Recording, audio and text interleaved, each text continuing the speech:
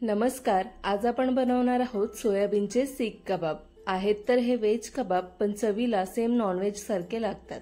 हे सीख कबाब बनवायला एकदम सोपे आहेत आणि किचनमध्ये उपलब्ध असलेल्या साहित्यांमधूनच तयार होतात. आणि ह्या कबाबला आपण तंदूर सारखा स्मोकी फ्लेवर सुद्धा घरच्या घरी एकदम सोप्या पद्धतीने देणार आहोत. दुसरी गोष्ट, सोयाबीनमध्ये भरपूर प्रमाणात प्रोटीन असतं, त्यामुळे हे खूप हेल्दी आहेत आपल्या शरीरासाठी.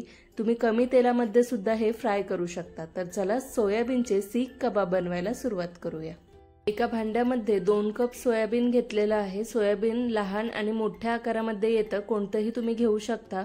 आणि त्यात मी उकळलेलं भरपूर असं पाणी घातलेलं आहे. उकळलेलं पाणी घातल्यामुळे हे सोयाबीन जे आहेत ते 10 मिनिटांच्या आतच भिजून तयार होतात. आणि साधं पाणी वापरल्यामुळे हे सोयाबीन भिजायला थोडा जास्त वेळ लागू शकतो. गरम पाणी घालून 10 मिनिटसाठी झाकण देऊन हे सोयाबीन मी भिजवून घेतले. पाहू शकता मस्त मऊ असे झालेले आहेत. असेच भिजलेले आपल्याला हवेत. आता हे पहा, थोडेसे सोयाबीन असे दाबून पाहिल्यानंतर त्यातून फेसाळ पदार्थ निघतोय. त्यामुळे आपल्याला हे सोयाबीन 3 ते 4 पाण्यामध्ये हा फेसाळ पदार्थ पूर्णपणे निघेपर्यंत स्वच्छ धुवून घ्यायचे. सोयाबीन स्वच्छ धुवून झाल्यानंतर मी हाताने दाबून दाबून सोयाबीन मधलं पूर्ण पाणी काढून एका भांड्यामध्ये काढून घेतलेलं आहे. आता हे आपण मिक्सरच्या भांड्यामध्ये घालूया. आपल्याला याचा किमा तयार करून घ्यायचा आहे. ज्या पद्धतीने आपण चिकनचा किमा तयार करण्यासाठी वाटून घेतो मिक्सरला, तशाच पद्धतीने याला वाटून घ्यायचंय. फक्त एकच काळजी घ्यायची की सोयाबीनमध्ये जराही पाणी राहता कामा नये. पूर्णपणे पिळून सोयाबीन घ्यायचे, त्यात जराही पाण्याचं प्रमाण नको. आता हे पहा, मिक्सरमध्ये मी चांगला असा किमा याचा तयार करून घेतलेला आहे. आता एका वेगळ्या भांड्यामध्ये हे ट्रान्सफर करून घेऊया. सोयाबीनमध्ये जर तुम्ही थोडंही पाणी ठेवलं तर याचं मिश्रण जे आहे ते थोडं सैलसर होईल आणि त्याचे कबाब तयार होणार नाहीत. त्यामुळे पाणी जराही ठेवू नका. आता या सोयाबीनच्या किम्यामध्ये मी इथे एक मोठा कांदा एकदम बारीक चिरून घेतलाय आणि त्यातलं सुद्धा पिळून मी पाणी काढून घेतलंय. ते कांदा आपण ह्याच्यामध्ये घालूया. त्यानंतर हे ब्रेड क्रम्स आहेत, साधारण अर्धा कप मी घेतलेला आहे. मिरची तुम्हाला किती तिखट हवे त्यानुसार घाला. मी ते 3 ते 4 हिरव्या मिरच्या घातलेल्या आहेत बारीक चिरून. त्यानंतर आलं लसूणची पेस्ट 1 चमचा, थोडीशी कोथिंबीर बारीक चिरलेली, घरगुती लाल मसाला.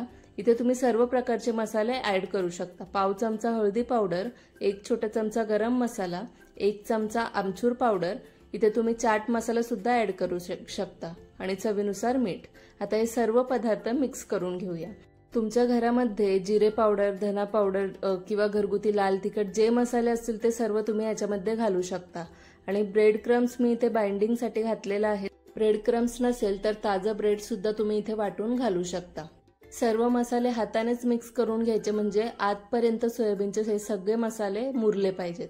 आता आपल्याला हे सर्व मसाले मिक्स करून झाल्यानंतर मधोमध थोडी जागा करून घ्यायची आहे आणि मिश्रण असं बाजूला सरकवून घ्यायचं आहे. मधोमध आपल्याला एक वाटी ठेवायची आणि कोळशाचा एक खडा आपल्याला चांगला कडकडीत गरम करून घ्यायचा आहे गॅसवर. तोपर्यंत गरम करायचं जोपर्यंत पूर्णपणे असं लालसर होत नाही. तर मी गरम करून घेतलंय. आता याच्यावर घालूया 1 चमचा तेल. तेल घातल्यानंतर यातून लगेचच धूर यायला लागतं. लगेच आपल्याला झाकण द्यायचं आहे आणि वरून काहीतरी वजन वस्तू ठेवायची, जेणेकरून हे धूर बाहेर पडायला नको. कारण या धुरामुळेच आपल्या या कबाबला स्मोकी फ्लेवर येणार आहे. म्हणजेच तंदूरमध्ये ज्या पद्धतीने सीख कबाब तयार केले जातात आणि त्याला जो स्मोकी फ्लेवर येतो, असाच फ्लेवर आपल्या या कबाबला येणार आहे. तर साधारण 10 मिनिटसाठी आपल्याला असंच झाकण देऊन ठेवायचं. 10 मिनिट नंतर झाकण काढूया आणि ही वाटी बाजूला करून घेऊया. आता या मिश्रणाला धुराचा मस्त स्मोकी फ्लेवर आलेला आहे. हे मिक्स करून घेऊया पुन्हा एकदा. आणि दुसरी गोष्ट, इथे मी काळं मीठ टाकायला विसरली होती, तर आता मी घालते आणि मिक्स करून घेते. थोडंसं पाव चमचा वगैरे काळं मीठ घालायचं इथे तुमच्या आवडीनुसार. मिश्रण मिक्स करून झालेलं आहे. आता जर तुमच्याकडे तंदूर स्टिक असेल तर तुम्ही त्याच्या मदतीने हे सीख कबाब तयार करू शकता. पण माझ्याकडे नसल्यामुळे किंवा तुमच्याकडे नसेल तर तुम्ही अशा पद्धतीने पेन्सिलचा वापर करू शकता. ही नवीन कोरी पेन्सिल आहे जी मी स्वच्छ धुवून घेतलेली आहे.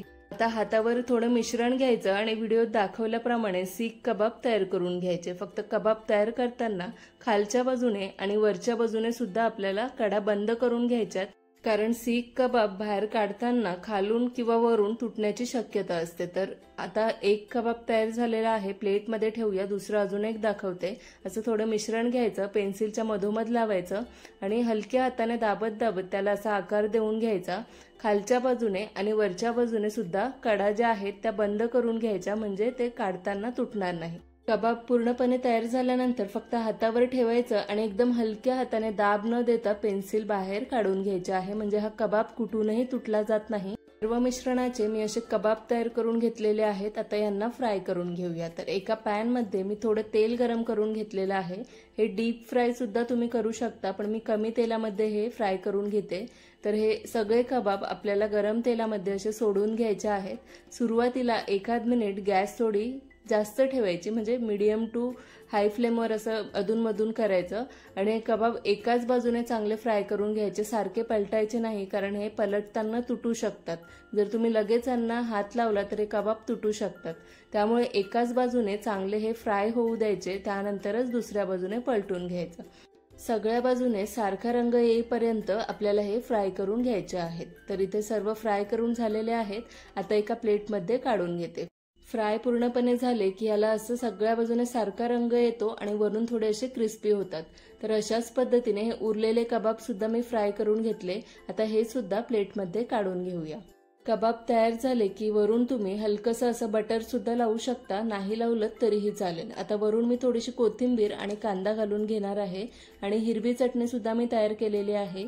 यात लसूण, मिरची, थोडंसं आलं, कोथिंबीर आणि हलकीशी दही घातलेली आहे आणि थोडं लिंबाचा रस आणि हिरवी चटणी मी तयार करून घेतली। चटणी चटपटीत होण्यासाठी काळं मीठ सुद्धा थोडं घालायचं, म्हणजे चटणीला चव येते। तर अशा पद्धतीने आपले सर्व हे सोयाबीनचे सीख कबाब घरच्या घरी तयार झालेले आहेत। चटणी नसेल तर टोमॅटो केचप बरोबर सुद्धा हे कबाब खूप छान लागतात, त्याबरोबरही खाऊ शकता। तर मस्त हे हेल्दी असे प्रोटीनने भरपूर सोयाबीनचे सीख कबाब तयार झालेले आहेत। भलेही व्हेज असतील पण चव एकदम नॉनव्हेज सारखी येते। सोयाबीनचे स्मोकी सीख कबाब इथे आपण तयार केलेले आहेत। घरी नक्कीच ही रेसिपी ट्राय करा। रेसिपी आवडली असेल तर कमेंटमध्ये नक्की कळवा। भेटूया पुढच्या नवीन रेसिपी सोबत।